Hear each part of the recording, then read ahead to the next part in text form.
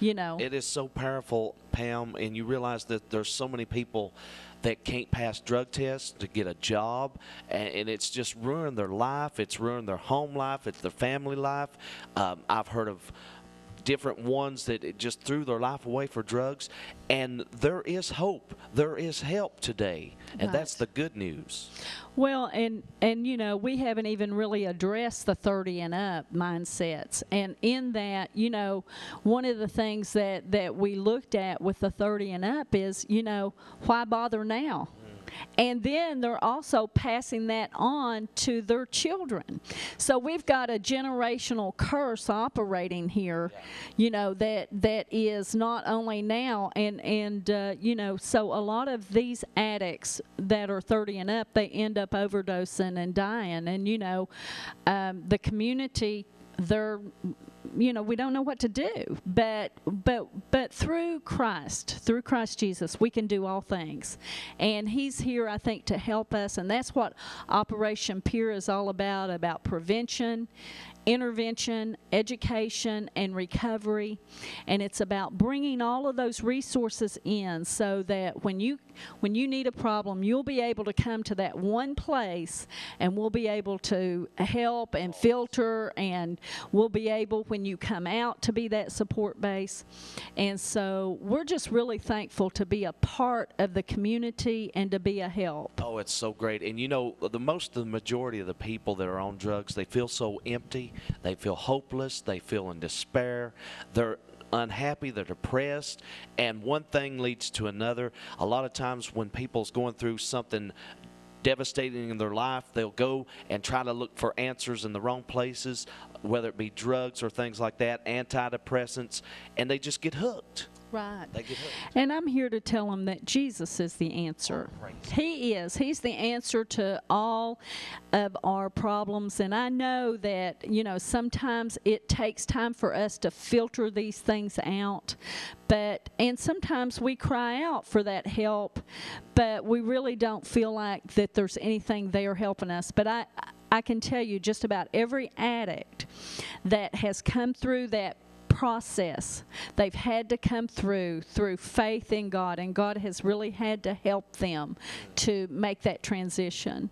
So we're here to support the community, we're here to support the families, and like I said, I'm thankful to be a part of what God is doing in this hour. Exactly, and we want to get people in behind this program. Operation Pure, Restoring the Vision Ministries. Pam Hammond, she is in a full-time ministry here, reaching out to people. What are some ways that people can help you to help others? Well, financially, we need financial support so that we can begin to work with these kids, begin to bring in the help that we actually need. Right now, we're in the baby stages where we're just getting our building together. We're just getting the program on its feet, so to speak, where we can actually reach out to the community. And so, you know, and there's still a lot of things that we're critiquing and we're bringing together. And we need their help, you know, the family's help to say, hey, what is it that you struggled with so hard? And if we've got the solution to that, then we can show them, hey, this is what you can do, and this will help.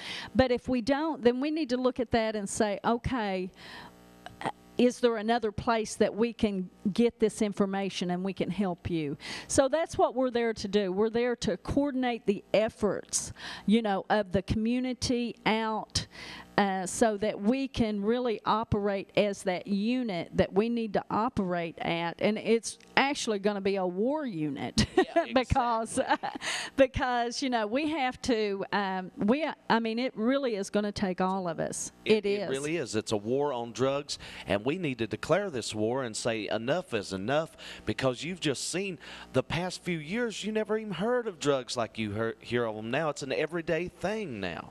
Oh, yeah, and I think some of the families that have been affected by it and some of the families that have been a victim of it, you know, I know myself, you know, I didn't realize, you know, all of those things, because I came out, you know, my father, he was post-traumatic stress. He was a war, you know, so he came back, you know, an alcoholic. So I was so going through this kind of triggered a lot of my past and a lot of things that I personally had to deal with. Exactly.